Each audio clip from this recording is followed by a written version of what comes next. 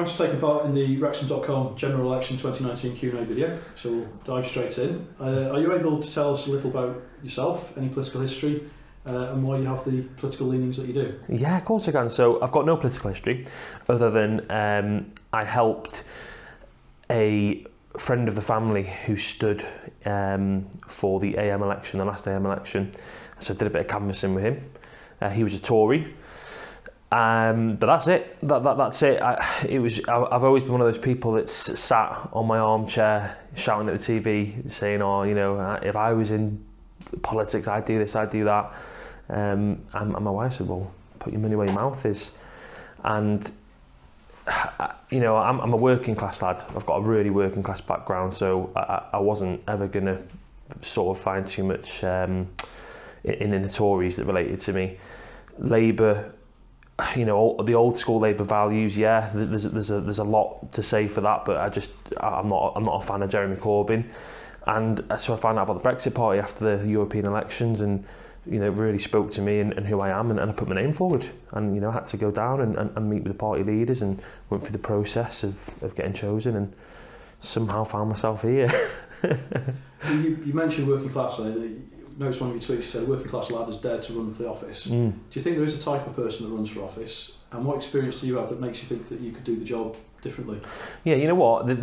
I think definitely there's a type of person, and this is, you know, my opinion is, if you think of an MP or someone that stands, I think you think of this typical person that's in a posh suit, that's got some political background, one way or the other, involved in a political party, and I think the general consensus from people who aren't involved in politics is that it's that type of person that's let us, most people, down. And I'm not, you know, people who voted to stay or if you voted to leave, it's fair enough, it's just difference of opinion, but I think both would say they felt let down in some way. I've got real life experiences. Like I said, I come from a working class background. I've got a real job that's outside of politics. And you know, and I've lived and had real problems that come from that, and spoke to people that are exactly the same as me. And I think I probably am part of a bigger representation of the country than what the typical politician is. You appear to have been potentially a candidate, a prospective candidate for somewhere else for Clwyd South. Yeah. Does that indicate that you care about Clwyd South, or you just want to be elected, or how do you explain that? Do you know what? To be completely honest with you, it was a case of not. It didn't make sense to me to stand against David Jones in Clwyd West. So there was a conversation for a long time going on about it would make more sense for me to stand in an area where my values more relate to what I can provide to that area. Me saying to people in Clwyd West, you know, I want to honour the referendum and I want to do this and that, they're going to say, well, David Jones does exactly the same. He might be a Tory, we might disagree on a lot of stuff, but we do agree on that. Clwyd South, it's a Labour stronghold, and just in the process of going around and doing a lot of this, I'd met a few people from the area, and they said, you know, it's Labour, but we don't want to vote for Labour. And that's how this came about, to stand in Clwyd South. Speaking about geography, the locality of candidates and from the area, that kind of thing, do you think it's important that people are represented by those who live and work in their communities? Yeah, you know what? There's definitely an argument for that. I think if you know you've got certain areas where people have been what they call, say, parachuted in. I mean, if people ask me where I live in my job, I work all over the country. People say, where do you live? I say North Wales. So I live in Presteigne. You know, it's in the constituency next door. It's 40 minutes away from Llangollen and other central parts of Clwyd South. But I'm not going to sit here and just deny that there's a certain benefit from people who've lived and been brought up in that direct area. Of course there is, but I live close enough to understand what those issues are, and to have a good understanding of the area. If you were representing Clwyd South at Prime Minister Questions today, what question would you ask the Prime Minister, and what would you hope to uncover by asking it? I'd ask him, is he incapable or is he a liar? And that's what I'd ask him, because I think, do you know what? I'm not like a Boris hater. I genuinely believe he thought he's going to get us out on the 31st, but everyone that he spoke to who knew a little bit about it said, how is he going to do it? He doesn't have the numbers, and yet he promised, do or die, I'd rather be dead in a ditch, I'm going to get us out. So he's either a liar, because he knew that wasn't going to happen, or he's incapable.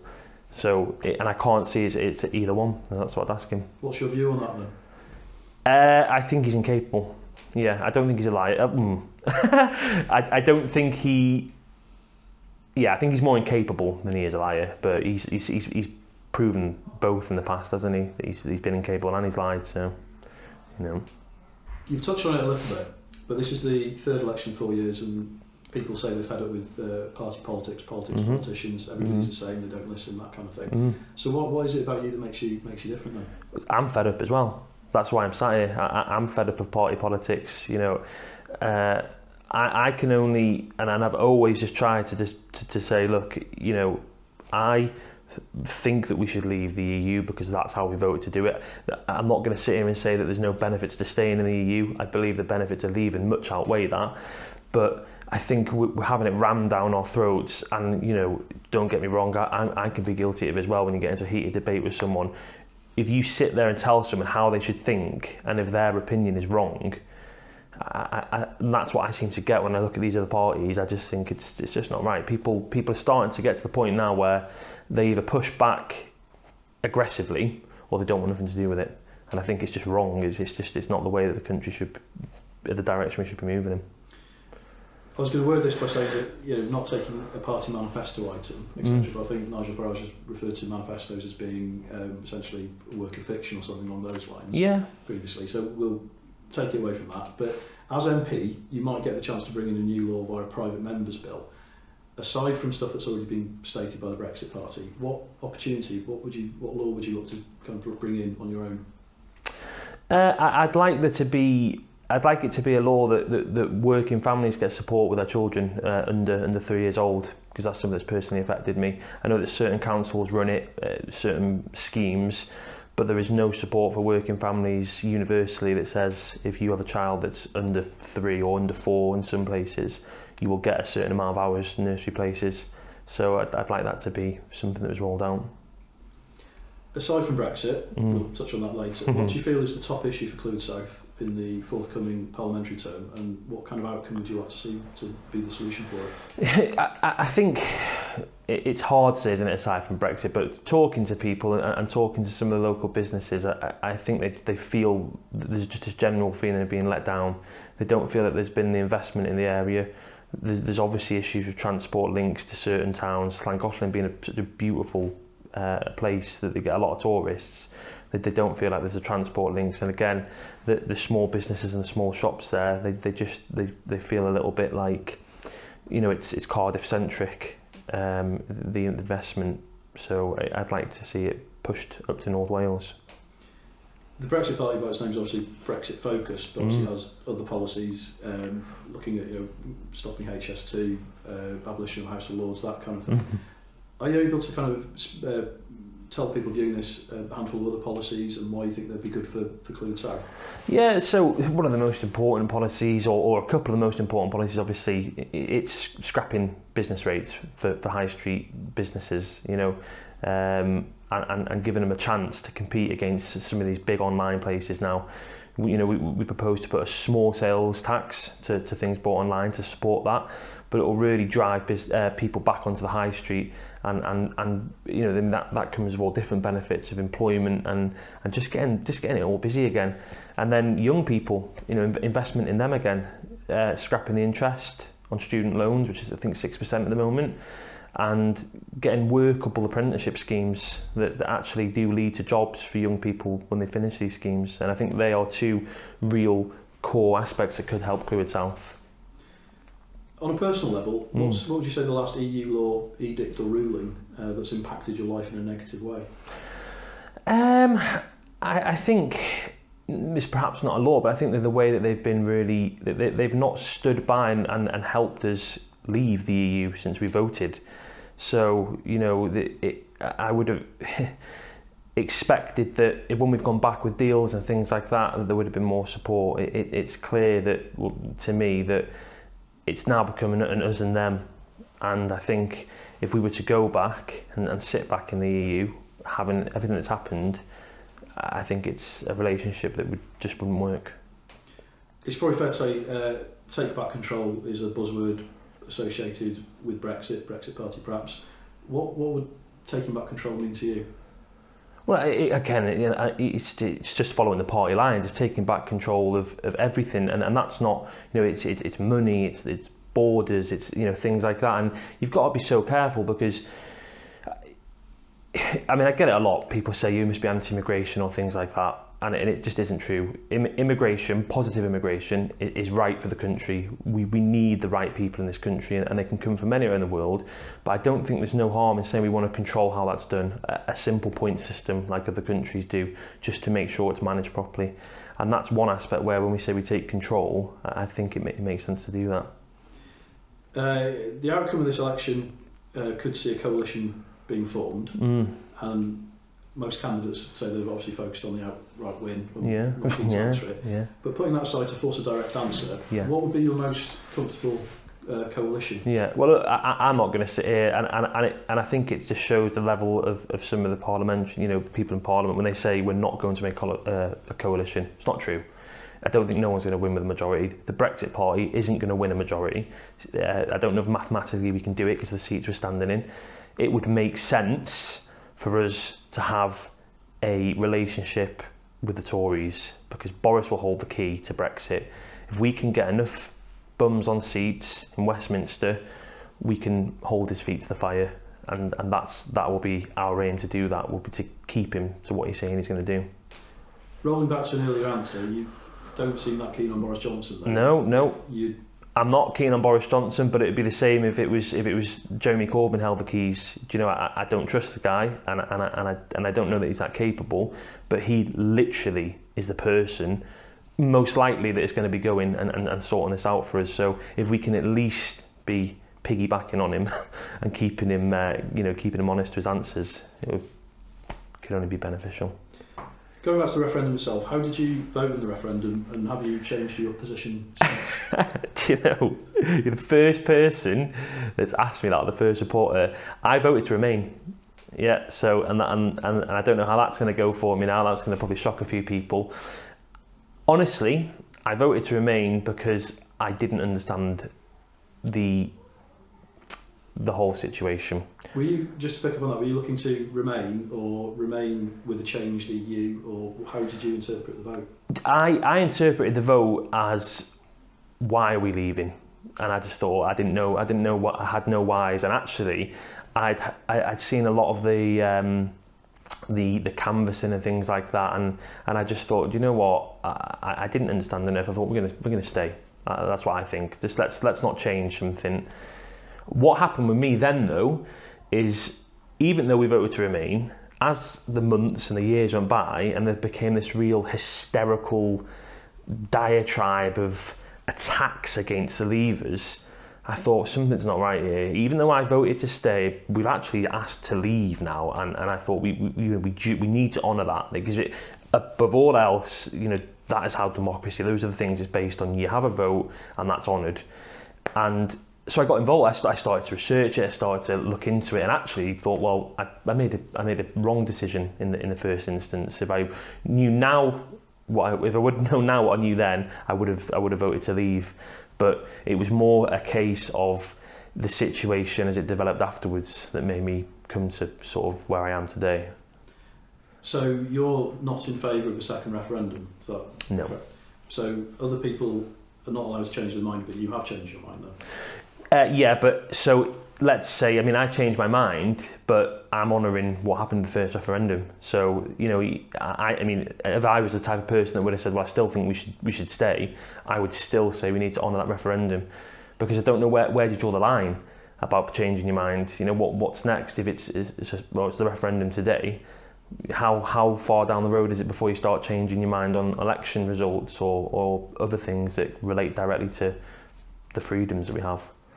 Specifically on the referendum itself, what are your thoughts on the official 2016 Vote Leave campaign, bearing in mind its illegal electoral payments, and does that affect your confidence on the actual referendum result itself? Yeah, but I think there's been data that's shown that there was discrepancies from both sides, from the Leave and the Remain campaign. So, look, of course, there's an argument there saying that if there was illegal activities, but at the end of the day, when you talk to people, they generally still hold the same opinion. If they voted to leave, they want to leave. If they voted to stay, they want to stay. I think it's a case of looking for reasons why it should be overturned as opposed to having reasons why it should be overturned. Would you be happy with a no-deal Brexit? What would you say to people who appear greatly worried by such an outcome? I would be happy with a no-deal Brexit, yeah. And I think people that, if you're worried about it, I think you really need to look at all the evidence and really make up your own mind. You know, you might talk to someone like me who can say it's good for X, Y, and Z, and you might talk to someone who'll say it's bad for X, Y, and Z. You really need to make up your own mind, because again, things like this, they come down to opinion. I'm sitting here in front of you as a Brexit Party candidate. Of course, I'm going to promote the benefits of Brexit, but you know, it does come down to opinion. So make up your own mind and use all the evidence. Though, look at both sides of the argument and then decide. Speaking of both sides of the argument, what do you understand are the downsides of Brexit, of a no-deal Brexit to Wales and Clwyd South? And if so, what kind of mitigation do you think should be in place to kind of see those off? Yeah, I think there's, you know, it's funny because I get told by people that there's a worry within the farming community, but all the farmers I've spoke to who voted to leave, people say that the prices of goods are going to go up. But yet the evidence suggests that we're going to be making our own trade deals. Of course, there's going to be some instability for a period of time, but there's going to be whether we get Boris's deal as well. The whole trouble that's come from Brexit hasn't been Brexit, it's been the uncertainty before. If we would have left years ago, as we were supposed to, all the uncertainty wouldn't have been there, we wouldn't have had the trouble that we've had. I was doing a little bit of research online, and one of the Google ads that popped up for Brexit Party had the kind of buzzwords of fight for democracy. Mr Farage offered an ultimatum to the Conservatives to effectively do a deal which would bypass the ballot box to get his own political wish. Are backroom deals by senior politicians the type of democracy you're backing? Is that really changing politics for good? I think it's more a case of it's trying to get a deal that's already been done. It's not a case of saying if we do this backroom deal we're going to instigate something that hasn't happened. I think what Nigel's trying to do there is get something over the line that's already been understood and acted. You know, it's saying we need to get the referendum over now. Don't forget, we're fighting against more than we're putting into it. We've got the courts, the opposition, everyone using all sorts of tactics. So it has become it's become a real horrible affair down in Westminster. But to me, Nigel Farage trying to get something over the line that was come from democracy in the first place, I think is a positive thing. Touching on that, other Brexit Party candidates have stood down, not to affect the Leave vote essentially, so why have you not done similar? Well, I mean, I swapped places because I didn't want to affect the Leave vote, and I think you've got to be really careful about saying affect the Leave vote. There were certain seats where there would have been a Remain alliance that could have performed strongly, so it just wouldn't make sense to cut our noses off to spite our face. And also, and this is just me, you know, assuming and reading between the lines, I think Boris showed some indication with saying he wouldn't extend past 2020 and saying there could be a chance to do a Canada plus deal, that he might be starting to think, or that there could be some deal to be done with ourselves. So I think it was us saying, look, we'll give you a clear run, now you help us. As it turned out, you know, this wasn't the case. On the decision to not stand, I think 317 constituencies, etc. That seemed quite a quick decision from the public, from the outside looking in. Doesn't it concern you that you can make another overnight decision that could affect you as a candidate, other candidates, or even the party on essentially what feels like a win? Yeah, I think, you know, I get where you're coming from with that question, and to the public it probably would have seemed like it was done, you know, as a snap decision, but it was an incredibly hard decision, I imagine, and I think it was a long time coming. It was, you know, it was quite well known that there was this real push to say you're going to split the Leave vote, blah, blah, blah. But every decision he's made so far, I've agreed with and I've supported. You know, there was some brilliant candidates in certain areas. It's a shame that they didn't get to stand, but they'll get their chance in future elections, and they'll get their chance in other things to be involved with the party. So I'm not worried, no. Again, some research for this, I flicked through your Twitter feed. There was an exchange where you fired back at one person, mentioned that you know, uneducated, easily fooled Ramona's are using the deal to satisfy their desire to win the situation, etc., etc. Is language such as Ramona and calling what really is a significant number of people that opposing views uneducated, reason fool the kind of level of debate that's needed with such importance? No, it's not. It's not. Do you know what? I'll hold my hands up, and do you know what? I'm not going to sit again. I'm not a politician, and I won't sit here and say to you that I'm not going to get heated again in a debate with someone. But that certainly isn't the way to conduct yourself, and you know, it doesn't generally represent me as a person. But sometimes, you know, you get caught up in the tit for tat stuff, and it's happened with the Tory party in Clwyd South as well. And I've just took this idea now that as much as possible, I'm just going to try and ignore all the negativity on Twitter and just really try not to cause any. On that point, I suppose Brexit has been quite divisive, I suppose would be a good way to explain it really. And as an MP, you're elected for the constituency, and if you became MP, you'd represent people who disagree with you, and people who didn't vote for you as well. Yeah. How would you work to bring everybody together? Do you know what? It's one of those things. In an ideal world, I like to look at myself as someone who can sit down and listen to all sides of the argument and then give my side as well. Brexit is so divisive, though. It is so divisive.